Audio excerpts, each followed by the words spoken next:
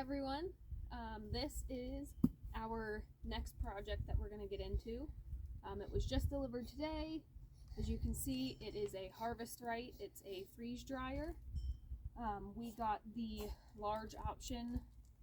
I did cut the straps already. When it's delivered, they ask that you start to unbox it if there's any damage, just to make sure that everything is intact, there's nothing wrong with it. So I did cut the straps and just take a peek to make sure that it looked alright. We're going to unbox it with you now. So in the top box should be the pump and accessories that come with the freeze dryer when you purchase it. It is a separate box, so we'll start with that one.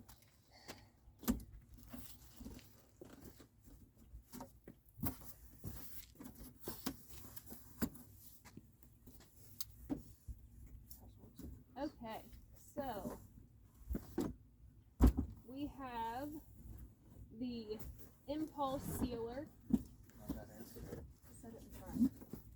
So this is what we'll use to seal the Mylar bags that come with it. These are the oxygen absorbers that come with, that you use for the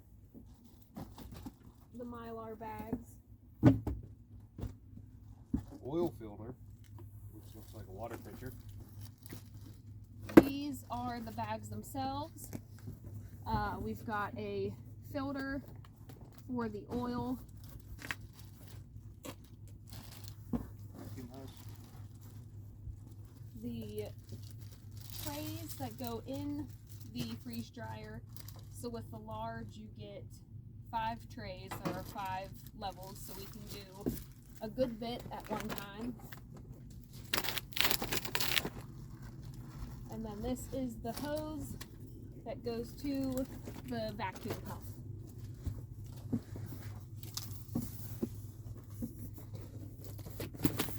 It also comes with a few manuals and then a guide on some things to start with when you start freeze drying. Steps 13.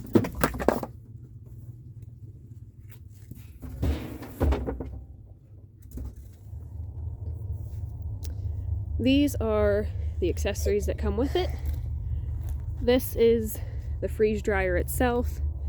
So on this side of the package, there is a little damage there, which is why I opened it initially, just to make sure that it was okay.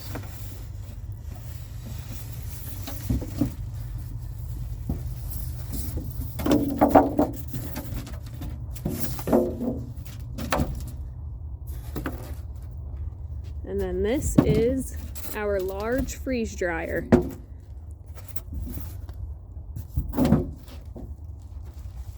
We got the black color.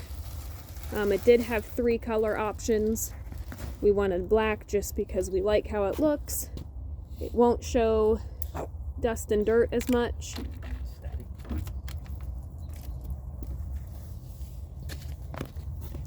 And then here are the 5 trays.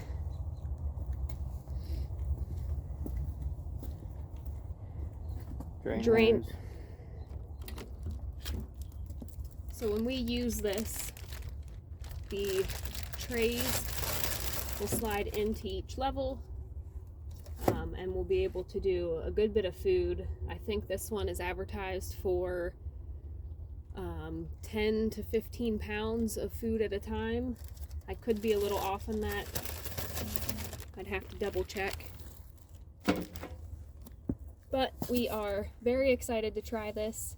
And we will definitely take you along on our first couple of runs as we get the hang of it, share some tips that we pick up along the way, and take you along this journey. So we have gone ahead and unboxed all of the pieces that came with the freeze dryer.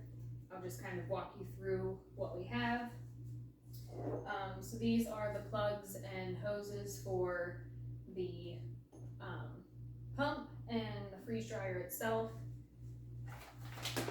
Over here, we got Mylar bags. They are completely enclosed, no sunlight can get through. And then these are the oxygen absorbers that come with them. So we can put food in this bag with the absorber and use our heat press to seal them. And this should keep food shelf stable for up to 25 years, depending on what food it is. As I mentioned, we have the heat sealer. This comes along with it, as well as some extra parts for inside of it as it gets used. These are the trays. There are 5 of them. They come with, like I said, all of this comes with the freeze dryer. These fit in our large freeze dryer. Each size has different size trays, so they're not all universal. And then this is the pump that comes with it, and it comes with oil and a filter for the oil changes. Now, I also purchased a mason jar vacuum sealer. It goes with a food saver, so we can put food into a mason jar and seal it with just an air vacuum instead of water bathing or pressure canning. So this is just something extra that I saw a lot of people use. I went ahead and got one. They were relatively cheap, so we'll play around with that and see how it goes. So we have it set up. We had to get a shelf that could hold, I think it was 250 pounds. The pump is set up on the side. We do have a test running, so we have to function through the freezing and different cycles. While this runs, we're just gonna let it hang out here for a little bit. We do need to get a bucket for underneath. You can see the drain line comes down, so we'll just have to get probably a 5-gallon bucket to collect any water that drains off of it. So the second part of our test was to turn the vacuum on, and the pressure needed to get below 500. When it does that, our test is complete, so everything is set up correctly. We then need to drain the valve.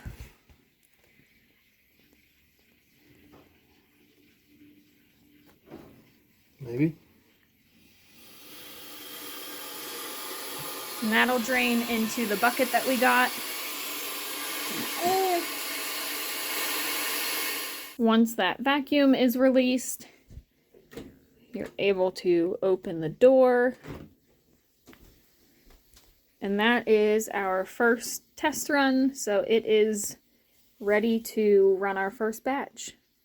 So when you follow the instructions in the manual that you're given, the first run that you do in the freeze dryer needs to be wet bread, just to make sure that it works correctly, because it's a cheap item that you can run through it. And then also because bread is really good at absorbing any smells. So any leftover smells from the manufacturing process, that new car smell, running the bread through it will remove all of that smell. So for our first run, we select the type of pump that we're using, just because it comes with 3 options. And then the freeze dryer has to get down to 32 degrees before you can load the trays in it. So we have our bread loaded, and we are going to start the process. And we'll see what happens. Alright, so the cycle is finished. It did take the whole night to run, so probably about 9 or 10 hours. But it's done. We are ready to take the trays out. And this is the finished product of our test run. You can see that it just basically crumbles. So, off to starting different foods. Okay, we have all of the bread out. Since this was just a trial to make sure there's no odor left in it, the bread we're just gonna feed to the chickens. But you can see in here, there's some ice. So this is gonna defrost. It'll take about 2 hours just to melt everything and get back to kind of the starting point.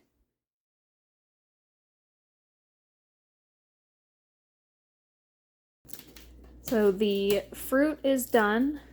Well, sort of. The pineapple here seems crispy on the outside, but when you break into it, it's still kind of chewy. Doing some more research, it seems like pineapple is probably one of the harder fruits that we could have tried. We did get apples. They are crispy. And we did get bananas. Those also are crispy. The bananas are really hard to break apart, but the apples will break in half. And that's how you know they're done. They're not frozen in the middle. The trays are warm. Since this was just kind of us playing, we're going to try and reconstitute a couple pieces just to see what happens.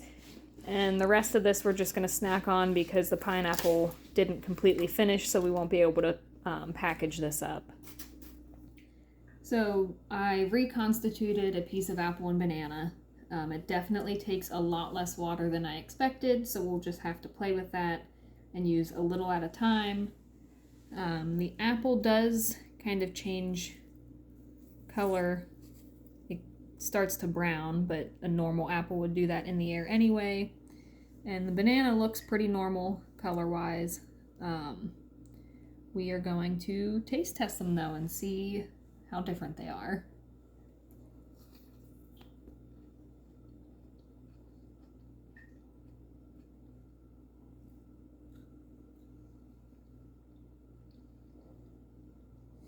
They both pretty much taste just like the regular apple and banana, so I'd say that's a success.